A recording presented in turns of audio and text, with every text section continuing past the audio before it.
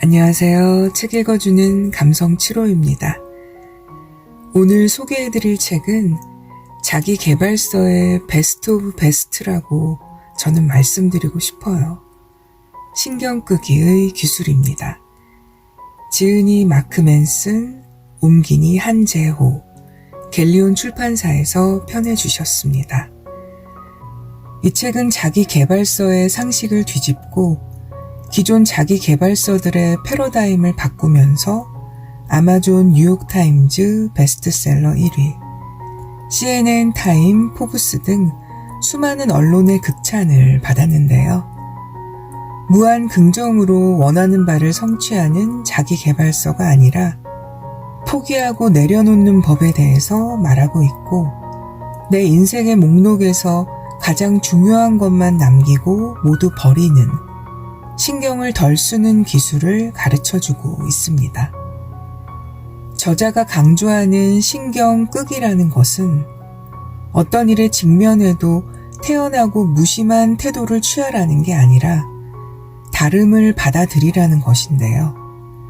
타인과의 비교, 경쟁, 평가에서 벗어나 내 인생의 최고의 가치를 찾고 진짜 중요한 것에 집중하여 노력할 때에는 실패에 대한 신경을 꺼야 한다는 것입니다.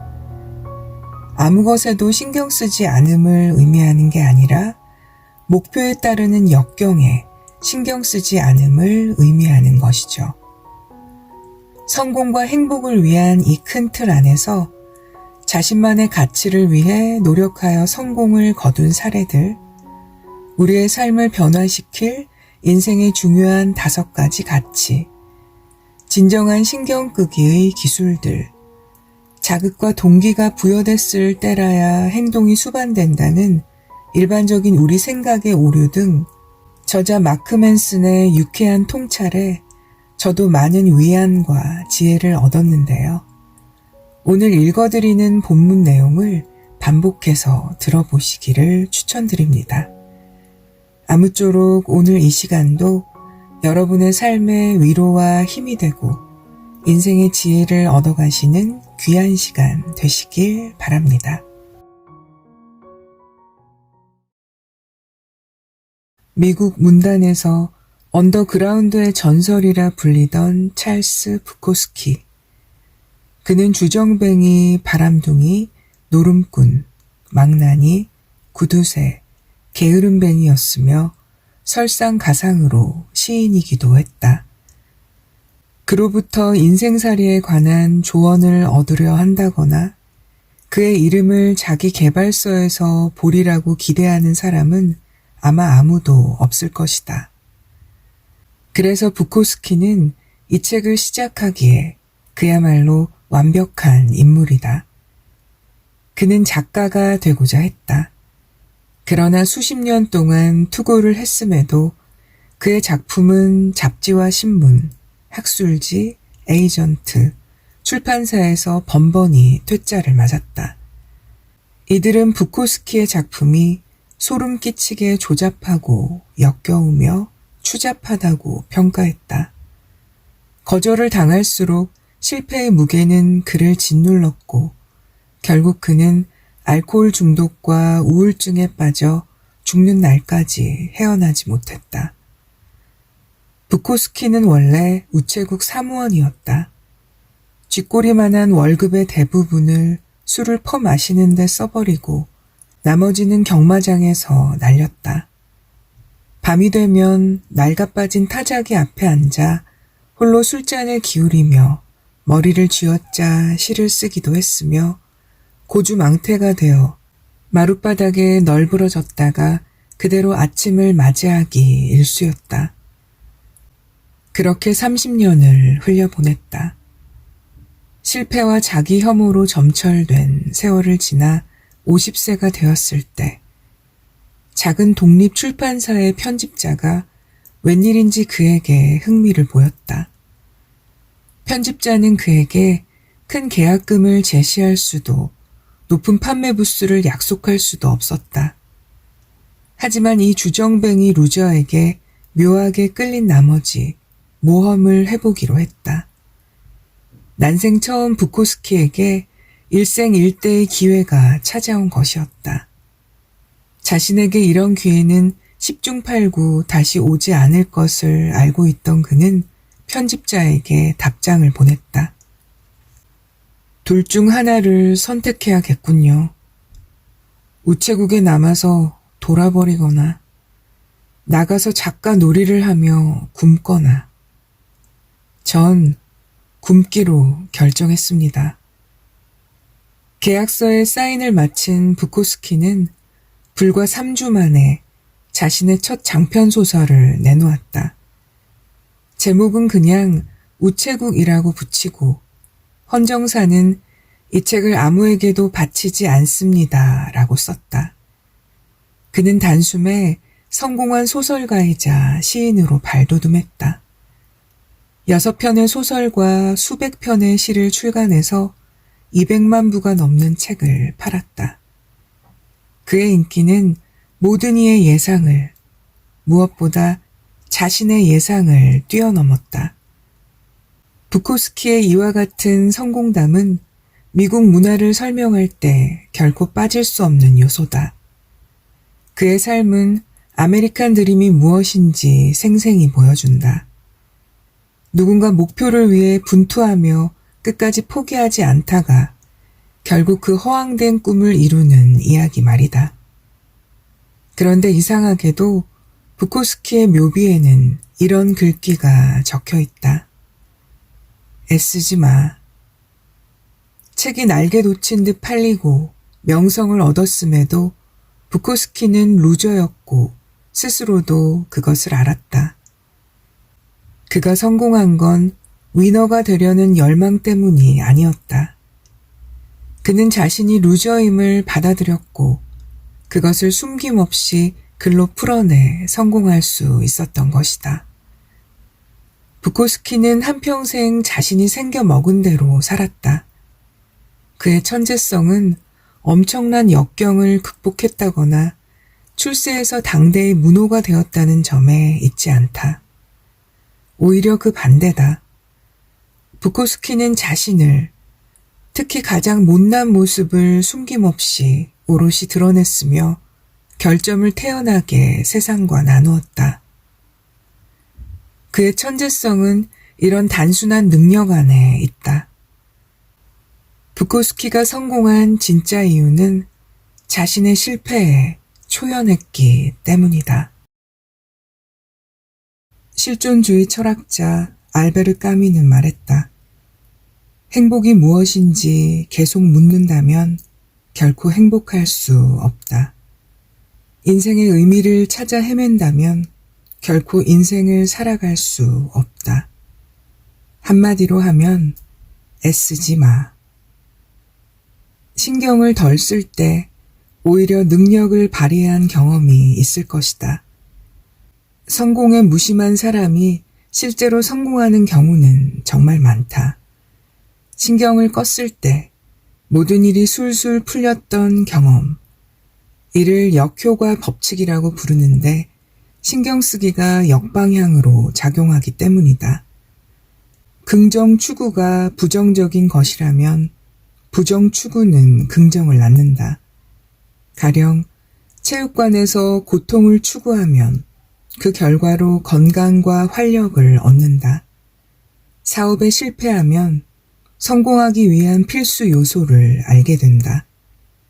역설적이지만 불안을 기꺼이 받아들이면 사람들 사이에서 자신감과 카리스마를 뽐낼 수 있다.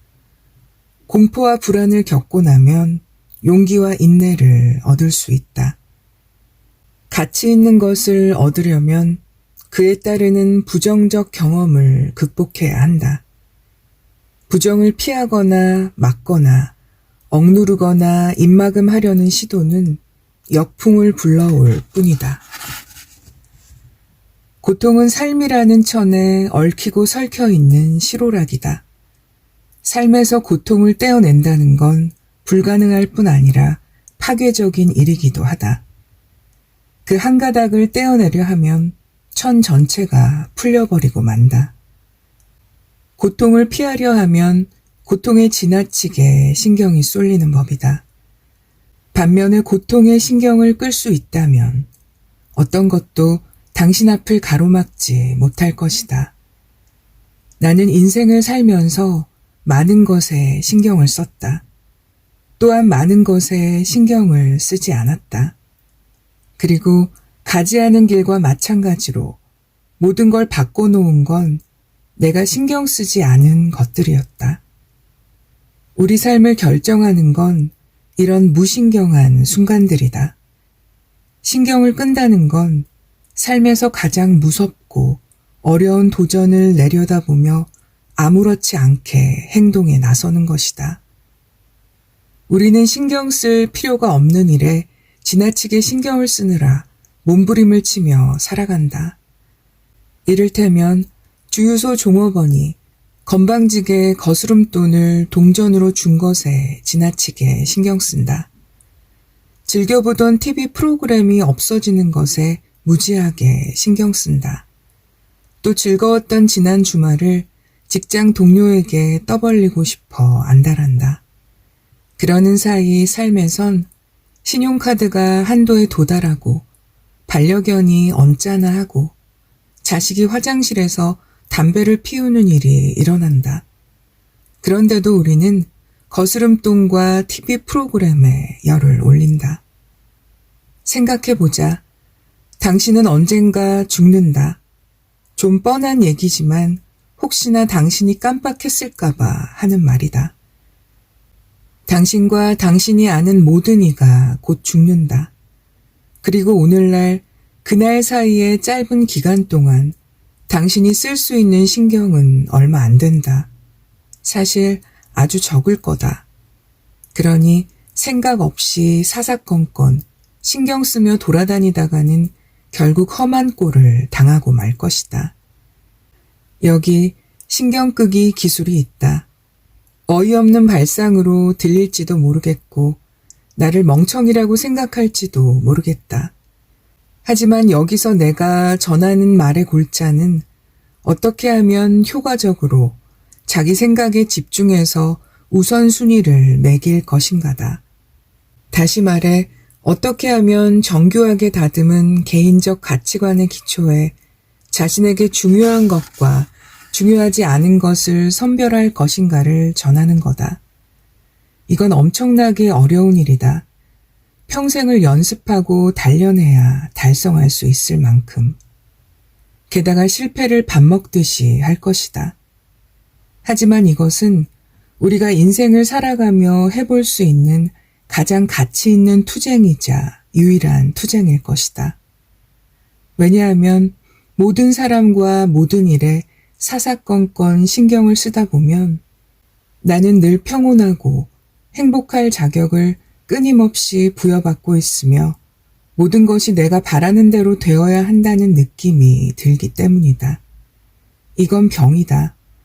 그리고 이것은 당신을 산채로 잡아먹을 것이다. 당신은 모든 역경을 불평등으로 여기게 될 것이다. 모든 도전을 실패로, 모든 불편을 개인적인 모욕으로, 모든 의견 충돌을 배신으로 받아들일 것이다. 자신만의 좁다란 해골 지옥에 갇혀서 특권과 허세에 불타오르고 지옥의 무한궤도에서 뱅뱅 돌며 끊임없이 나아가지만 어디에도 도달하지 못할 것이다. 신경 끄기란 무엇일까? 중요하지 않은 일에 신경을 끈다는 것이 무엇인지 세 가지 주의사항을 보면 명료하게 알 수 있을 것이다. 첫째, 신경 끄기는 무심함이 아니다. 다름을 받아들이는 것이다. 무심한 사람은 세상을 겁내고 자신의 선택이 초래할 결과를 두려워한다. 그래서 절대 의미 있는 선택을 하지 않는다. 자신이 만든 무감각한 잿빛 수렁에 숨어 자아 노치와 자기 연민에 빠진 채 시간과 에너지를 앗아가는 삶이라는 불쾌한 것을 끊임없이 외면한다. 우리는 생물학적으로 늘 뭔가에 주의를 기울게 만들어졌기 때문에 자연히 늘 신경을 쓰게 된다. 그렇다면 여기서 중요한 질문은 이것이다. 무엇에 신경을 쓸 것인가? 신경 쓸 대상으로 무엇을 선택할 것인가? 근본적으로 중요하지 않은 것에 신경을 끄려면 어떻게 해야 하는가? 얼마 전 우리 어머니는 친한 친구한테 큰 돈을 뜯겼다. 내가 무심한 사람이었다면 어깨를 한번 으쓱한 뒤 모카커피를 홀짝이며 더 와이어의 다음 시즌을 다운로드 했을 것이다. 미안해요, 엄마 하면서. 하지만 그 대신 나는 분노했다. 머리끝까지 화가 나서 말했다. 안 돼요. 그건 아니죠. 엄마, 우리 변호사를 구해서 그놈한테 쫓아가요. 왜냐고요? 난 신경 안 쓰니까요. 놈을 가만두지 않을 거예요. 이것은 신경 끄기 주의사항 1번이 무슨 뜻인지 분명히 보여준다. 이 상황은 목표에 따르는 역경에 신경 쓰지 않음을 의미한다. 다시 말해 자신이 보기에 옳거나 중요하거나 고귀한 것을 하기 위해서라면 누군가를 열받게 하는 것쯤은 신경 쓰지 않음을 의미한다. 따돌림 당하고 배척당할지라도 남들과 발맞추기를 거부하는 것, 자신만의 가치를 지키기 위해 이 모든 것을 감수하는 것, 피할 수 없는 실패에 맞서 가운데 손가락을 치켜드는 의지, 역경, 실패, 수치 또는 몇 번의 폭망에도 신경 쓰지 않는 사람들, 어떤 일이든 그저 웃어넘기고 자신이 믿는 바를 행하는 사람들, 그것이 옳다고 생각하기에 그렇게 하는 사람들. 이들은 이것이 자신의 느낌과 자존심과 자아보다 중요하다는 걸 안다. 인생에서 마주하는 모든 것이 아닌 중요하지 않은 모든 것을 향해 꺼져라고 말한다. 진짜로 중요한 것에 쓰기 위한 신경을 따로 남겨놓는다. 친구, 가족, 목표, 퇴근 후 마시는 맥주 한 잔, 그리고 혹시 모를 소송을 위해 이렇게 중요한 것만을 위한 신경을 남겨놓았기 때문에 그것들의 신경을 쏟을 수 있다. 삶에는 또 다른 진리가 숨어 있다. 바로 사람들의 웃음거리나 골칫거리가 되지 않고서는 다른 사람의 인생을 바꿀 만큼 중요한 존재가 될 수 없다는 것 말이다. 그럴 수가 없다. 왜냐하면 우리에게 고난이 부족할 일은 없기 때문이다. 그럴 일은 없다. 실패도 그렇다. 당신이 어디로 가든 그곳에 200kg짜리 똥덩어리가 당신을 기다리고 있다. 하지만 괜찮다. 중요한 건 똥덩어리에서 도망치는 게 아니다. 당신이 기꺼이 받아들일 수 있는 똥덩어리를 찾는 게 중요하다. 둘째, 고난에 신경 쓰지 않으려면 그보다 중요한 무언가에 신경을 써라. 마트에 갔는데 어떤 할머니가 30센트 쿠폰을 왜 안 받느냐며 계산원에게 고래고래 소리 지르는 광경을 본 적이 있다. 이 할머니는 왜 고작 30센트에 그렇게 신경을 쓰는 걸까? 할머니는 집에 앉아서 쿠폰 자르는 일이 유일한 낙일 것이다. 할머니는 늙었고 외롭다. 자식놈들은 한번 들여다보는 법이 없다. 그래서 가위로 쿠폰을 싹둑싹둑 자른다. 그게 할머니의 전부다. 자기 자신과 망할 쿠폰이. 신경 쓸 게 그것뿐인 까닭은 달리 신경 쓸 게 없기 때문이다. 그러니 17살 먹은 여드름투성이 계산원이 쿠폰을 물리칠 때 당연히 할머니는 폭발하게 되는 것이다. 빌어먹을 여름 캠프에서 아이스크림을 나눠주듯 신경질 부리는 사람의 문제는 이것이다. 신경질 부리기보다 가치 있는 일이 있어야 거기에 신경을 기울일 텐데 이들에게는 그런 게 없다.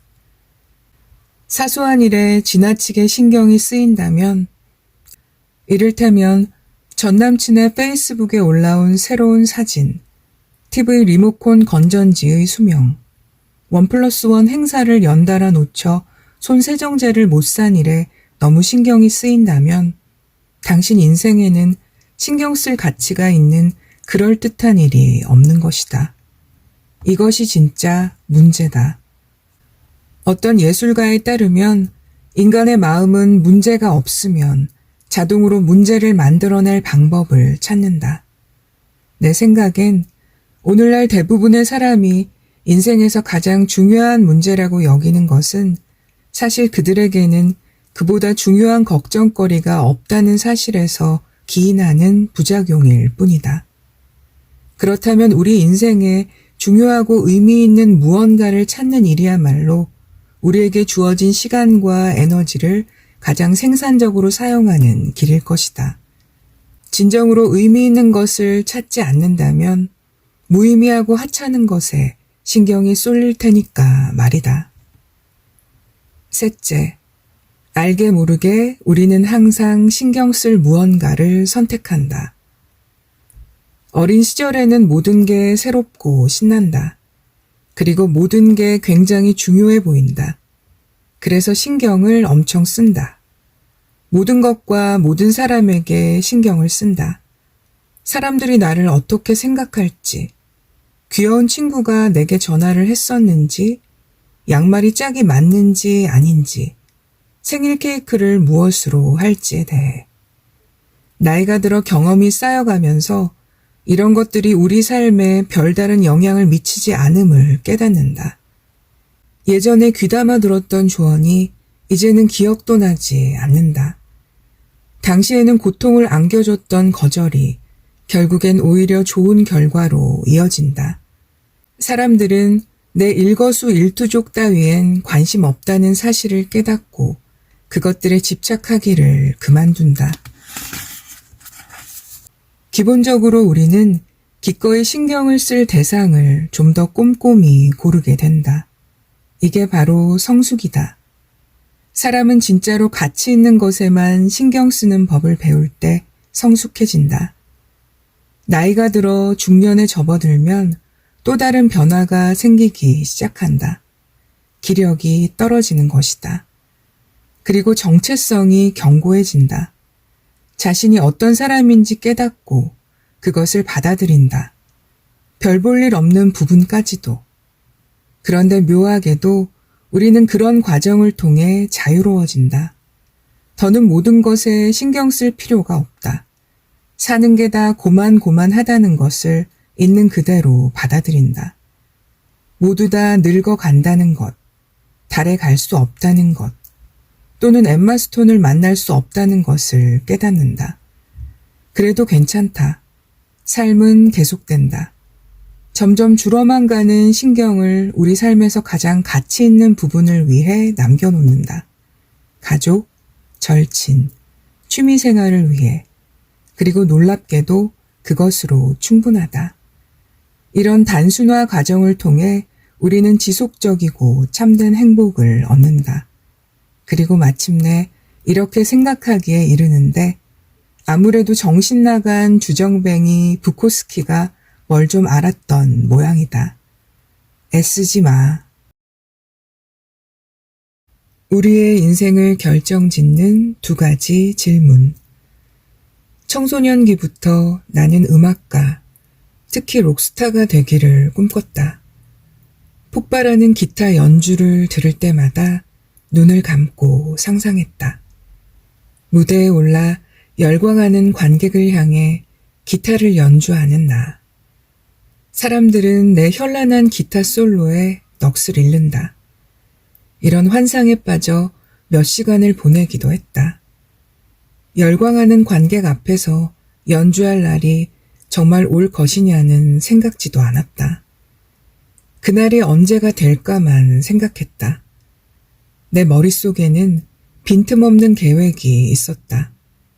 일단은 기회를 엿보다가 때가 되면 에너지와 노력을 적절히 쏟아부어 연주가로 이름을 떨치리라. 그러려면 먼저 학교를 마쳐야 했다. 그 다음 악기 살 돈을 마련해야 했다. 그 다음 연습할 시간을 충분히 확보해야 했다. 그 다음 멤버를 모집하고 첫 활동을 계획해야 했다. 그 다음은 없었다. 반평생 넘게 품어왔던 꿈은 끝내 실현되지 않았다. 그리고 오랜 시간 몸부림친 뒤에야 마침내 그 이유를 알아낼 수 있었다. 나는 사실 음악가가 되길 원한 게 아니었던 것이다. 난 결과를 사랑했다. 사람들이 환호하며 지켜보는 가운데 무대를 휘저으며 혼신을 다해 연주하는 내 모습을 말이다. 하지만 과정은 사랑하지 않았다. 그래서 실패했다. 그것도 여러 번. 젠장. 심지어 실패라는 말을 입에 올릴 수 있을 만큼 열심히 하지도 않았다. 사실 안 한 거나 마찬가지다. 매일 지루하고 고된 연주 연습을 하고 밴드를 결성해서 합주하고 어렵사리 공연을 잡고 지인들을 불러 모아 챙겨주고 차도 없는데 합주할 때마다 무거운 장비를 이리저리 끌고 다니고 끊어진 기타줄과 터져버린 진공관 앰프를 수리하는 그 모든 과정들에 나는 열정적으로 임하지 않았다. 내 꿈은 거대한 산과 같았다. 그리고 오랜 시간이 지난 뒤에야 깨달았다. 난 그 산을 오를 마음이 별로 없다는 것을. 그저 정상을 상상하는 걸 좋아했을 뿐이었다. 우리 사회의 관점에서 보면 어쨌든 난 실패했고 나고자이거나 루저였다. 난 이기지 못했고 꿈을 포기했으며 사회의 압력에 굴복했다. 하지만 진실은 이런 설명보다 훨씬 시시하다. 진실은 내가 뭔가를 원한다고 생각했는데 사실은 그렇지 않았다는 것이다. 나는 보상은 원했지만 투쟁은 원하지 않았다. 결과는 원했지만 과정은 원하지 않았다. 투쟁을 미워하고 오직 승리만을 사랑했다. 그런데 삶은 그런 식으로 흘러가지 않는다. 우리 삶의 방향에 결정적인 영향을 미치지만 대부분 잘 하지 않는 질문들이 있다. 당신은 어떤 고통을 원하는가? 그리고 무엇을 위해 기꺼이 투쟁할 수 있는가?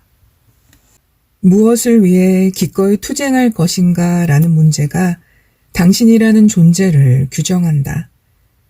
체육관에서의 투쟁을 즐기는 사람은 철인 3종 경기를 뛰고 탄탄한 복근을 가지고 집채만한 바벨도 들어 올릴 수 있다. 야근과 사내 정치를 즐기는 워커홀릭은 초고속 승진을 한다. 배고픈 예술과 생활에 따라오는 스트레스와 불안을 즐기는 사람은 결국 예술로 성공할 확률이 높다.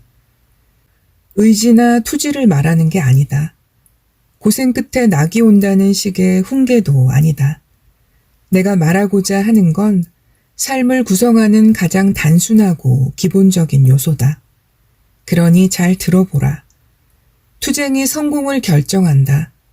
그리고 문제는 조금 더 나은, 조금 더 개선된 문제와 함께 행복을 낳는다. 이 과정은 위를 향해 끝없이 솟아있는 나선형 계단이다.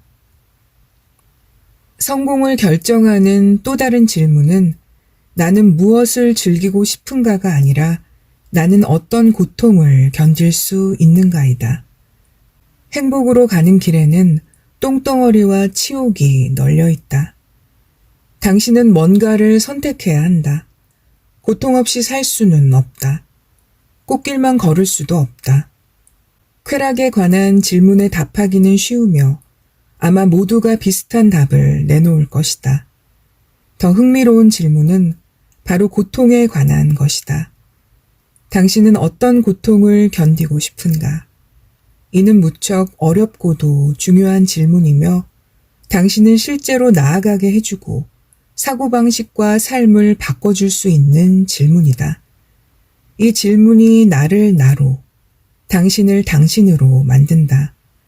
이것이 우리를 규정하고 구분지으며 궁극적으로 우리를 하나로 묶어준다. 견딜 수 있는 고통을 선택하라. 그리고 견뎌라.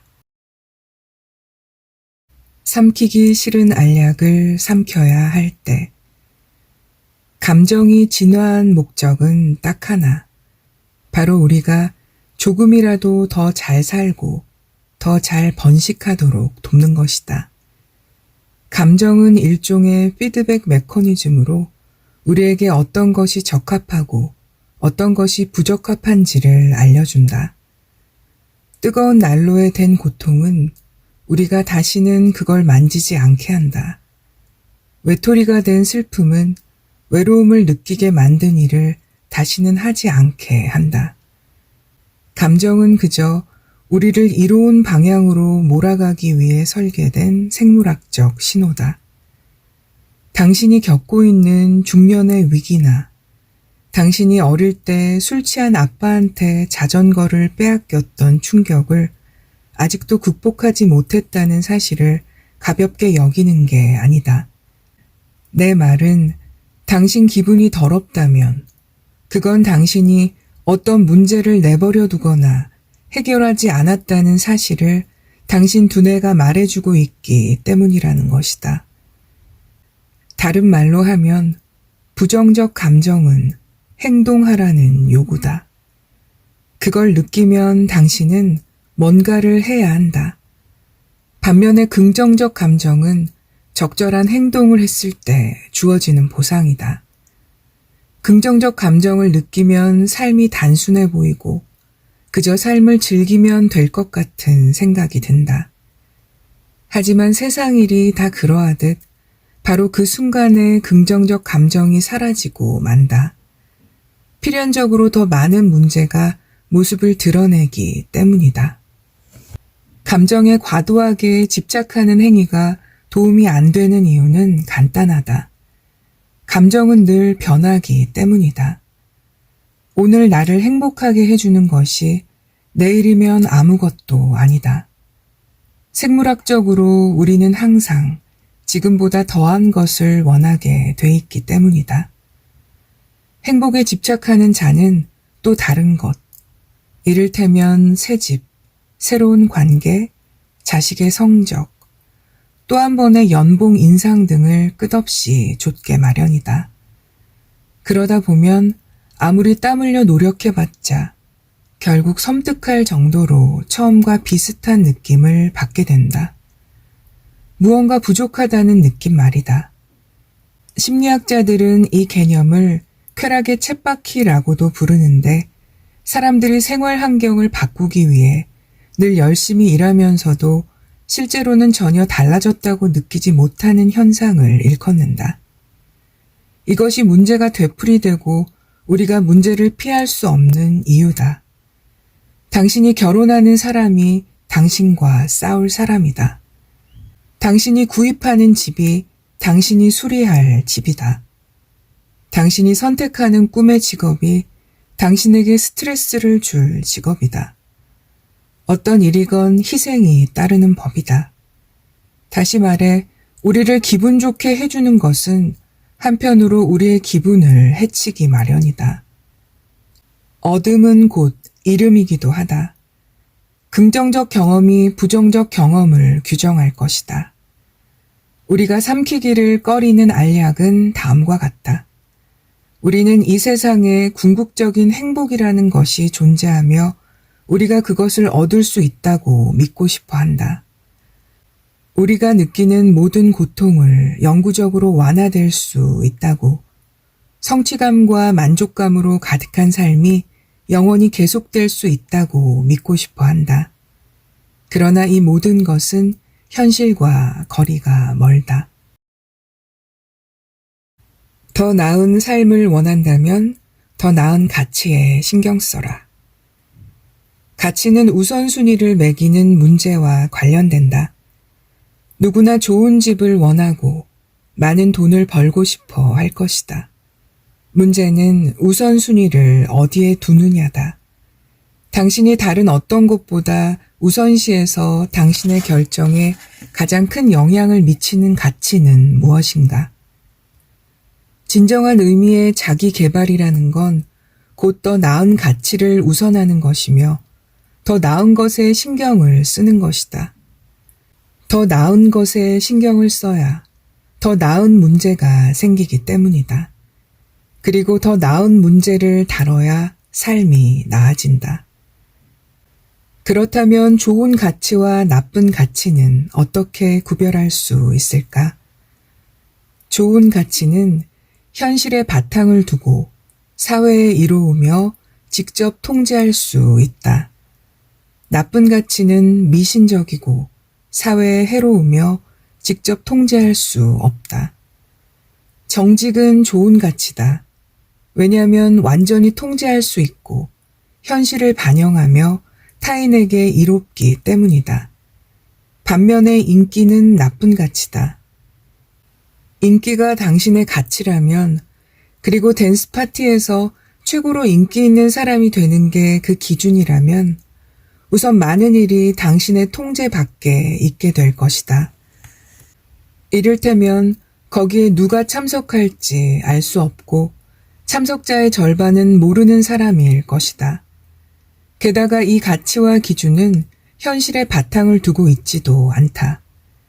요컨대 남들이 실제로 당신을 어떻게 생각하는지와는 무관하게 당신 멋대로 자기가 인기 있다고 또는 인기 없다고 느낄 것이다.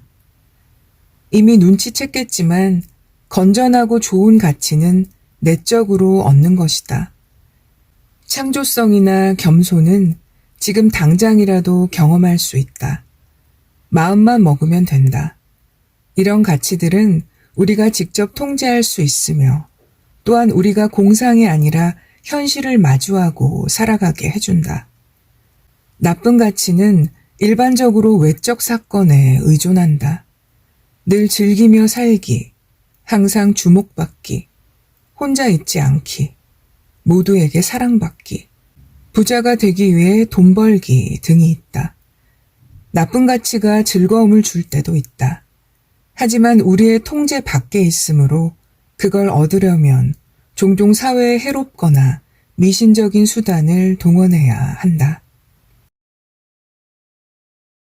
우리의 삶을 변화시킬 5가지 가치. 가치관은 우리의 존재와 행동의 밑바탕을 이룬다. 쓸모없는 것에 가치를 둔다면, 가령 엉뚱한 것을 성공 또는 실패로 생각한다면 그 가치에 기초한 모든 것이 엉망이 될 것이다. 어떤 상황에 관한 우리의 생각과 느낌은 궁극적으로 그것에 얼마나 가치를 두느냐에 좌우된다. 내 삶에 커다란 영향을 끼친 5가지 가치에 대해 말하겠다. 난 이것들이 우리가 선택할 수 있는 가장 유익한 가치라고 생각한다. 언뜻 보기에는 직관에 어긋나는 것으로 보일지도 모른다. 지금까지 익숙하게 들어왔던 자기 개발과는 다른 길이기 때문이다. 또한 이 가치들은 부정적이라는 점에서 한결같이 역효과 법칙을 따른다. 쾌락을 통해 문제를 회피하는 대신 문제의 정면으로 맞서기를 요구한다. 처음에 이 5가지 가치는 색다르고 불편하게 느껴질 것이다. 하지만 이것들이 내 삶을 바꿔놓았다. 첫 번째 가치는 강한 책임감이다. 당신의 삶에서 일어나는 모든 일에 책임을 지는 것이다. 누구의 잘못이든 상관없이 말이다. 때로 억울하고 이건 내 잘못이 아니야 라고 외치고 싶은 순간에도 당신의 삶에서 일어난 일에 책임을 지는 것이다. 2번째는 당신의 믿음을 맹신하지 않는 것이다. 당신이 100% 옳다는 확신을 내려놓고 언제든 실수하고 틀릴 수 있다는 가능성을 받아들이는 것이다. 그렇게 자신의 무지를 인정하고 기존에 갖고 있던 믿음에 끊임없이 의문을 제기함으로써 당신은 독선주의, 허세꾼이 되지 않을 수 있다. 3번째는 실패다. 우리 모두가 겪기를 두려워하지만 겪을 수밖에 없는 것. 그 실패가 우리를 앞으로 나아가게 할 것이다. 결점과 실수를 기꺼이 발견하고 받아들임으로써 우리는 발전한다. 네 번째는 거절이다. 당신은 아니라고 말할 수 있어야 하고 상대의 거절을 받아들일 수도 있어야 한다. 거절을 통해 내 삶에 무엇을 받아들이지 않을 것인지 명확히 정의할 수 있다. 마지막 가치는 내가 언젠가는 죽는다는 사실을 숙고하는 것이다. 조금은 멀고 추상적으로 느껴지겠지만 이것이 가장 중요하다. 왜냐하면 자신의 죽음을 깊이 숙고해 본 뒤에야 비로소 다른 모든 가치를 올바로 바라볼 수 있기 때문이다. 42.19km를 어떻게 달릴 것인가? 이런 상상을 해보자. 누군가 나타나 42.19km를 뛰지 않으면 가족을 죽이겠다고 당신을 협박한다. 생각만 해도 끔찍하다. 이번엔 이런 상상을 해보자. 멋진 운동화와 스포츠 용품을 구입해 몇 달 동안 엄격히 훈련한 뒤 처음으로 마라톤을 완주한다. 결승점에서는 당신을 기다리는 가족과 친구가 환호를 보낸다. 아마도 인생에서 가장 자랑스러운 순간이 아닐까. 똑같은 사람이 똑같이 42.19km를 뛰고 똑같이 고통이 온몸으로 퍼진다. 하지만 자발적으로 선택해 준비했을 때는 인생에서 가장 빛나는 순간이 되고 억지로 했을 때는 인생에서 가장 괴로운 경험이 된다. 쓰라린 기분을 느낄 것인가? 솟구치는 기운을 느낄 것인가? 둘 사이를 가르는 건 이건 내 선택이니 내 책임이다라는 마음가짐이다. 지금 비참함을 느끼고 있다면 아마도 그건 현재 상황의 일부를 내가 통제할 수 없다고 여기기 때문일 것이다. 다시 말해 내 능력으로는 해결할 수 없는 문제, 내 선택과는 무관하게 억지로 떠맡은 문제가 있다고 생각하기 때문이다. 내 문제는 내가 선택한다고 생각할 때 우리는 에너지를 느낀다. 반면 내 의사와 상관없이 문제가 강요되었다고 생각할 때 우리는 부당함과 비참함을 느낀다. 대학 시절 나는 프로 갬블러가 돼볼까 하는 터무니없는 상상을 했다. 포커로 돈과 이런저런 것들을 땄다. 재미있었지만 1년 정도 열중한 뒤 그만뒀다. 컴퓨터 화면을 쳐다보며 밤을 꼴딱 새우고 오늘 딴 수천 달러를 내일 몽땅 잃는 생활은 나에게 맞지 않았다. 게다가 포커는 생계수단으로서 딱히 건전하거나 안정적이지도 않았다. 하지만 포커를 치면서 보낸 시간은 삶을 바라보는 나의 관점에 엄청난 영향을 미쳤다. 포커의 매력은 언제나 운이 얽혀 있지만 운이 게임의 장기적인 결과를 좌우하지는 않는다는 점이다. 나쁜 카드를 받은 사람이 좋은 카드를 받은 사람을 이길 수 있다. 물론 좋은 카드를 받은 사람이 승리할 가능성이 크다. 하지만 결국 승자는 각 선수가 게임 중에 어떤 선택을 하느냐에 따라 결정된다. 나는 같은 관점으로 삶을 바라본다. 우리 모두가 카드를 받는다. 어떤 이는 남들보다 좋은 카드를 받는다. 그러나 사람들은 자기가 받은 카드에만 신경이 팔려 망했다는 생각을 하기 십상이지만 사실 게임은 우리가 그 카드로 어떤 선택을 할 것인가, 위험을 얼마나 감수할 것인가, 어떤 결과를 받아들일 것인가에 달려있다. 주어진 상황에서 지속적으로 최선의 선택을 하는 사람이 결국엔 포커 게임의 승자가 된다. 삶도 마찬가지다. 최고의 카드를 받은 사람만이 승자가 된다는 법은 없다. 노년의 파블로 피카소가 스페인의 한 카페에 앉아 냅킨에 그림을 끄적이고 있었다. 그는 무덤덤한 태도로 그때그때 자기가 그리고 싶은 걸 쓱쓱 그렸다. 10대 소년이 화장실 칸막이에 낙서를 하는 방식과 흡사했다. 하지만 그는 피카소였다. 그가 그린 낙서는 희미한 커피 얼룩 위에 수놓은 입체파 또는 인상파 작품이었다. 옆자리에서 한 여성이 그 모습을 바라보며 감탄하고 있었다. 몇 분 뒤, 커피를 다 마신 피카소는 자리를 뜨기 전에 냅킨을 구겨서 버리려 했다. 여성이 피카소를 불렀다. 잠깐만요. 제가 그 냅킨을 가져도 될까요? 사례는 해드리겠습니다. 피카소가 답했다. 물론이죠. 2만 달러입니다. 피카소가 여자에게 벽돌을 집어 던지기라도 한 듯이 여자의 머리가 덜커덕 뒤로 흔들렸다. 뭐라고요? 그리는데 2분밖에 안 걸렸으면서. 피카소가 말했다. 아니요. 60년 넘게 걸렸습니다. 피카소는 냅킨을 주머니에 쑤셔 넣은 뒤 카페를 나갔다. 수많은 작은 실패가 모여 발전을 이룬다. 성공의 크기는 얼마나 많이 실패하느냐에 달려있다. 어떤 사람이 뭔가를 당신보다 잘한다면 그건 그 사람이 당신보다 그 일에서 더 많은 실패를 맛봤기 때문일 가능성이 크다.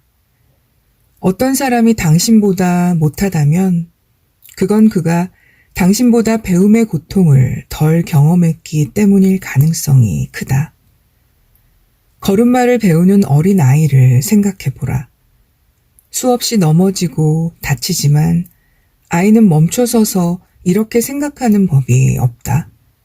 이런, 걷기는 나한테 맞지 않아. 난 걷기에 소질이 없어.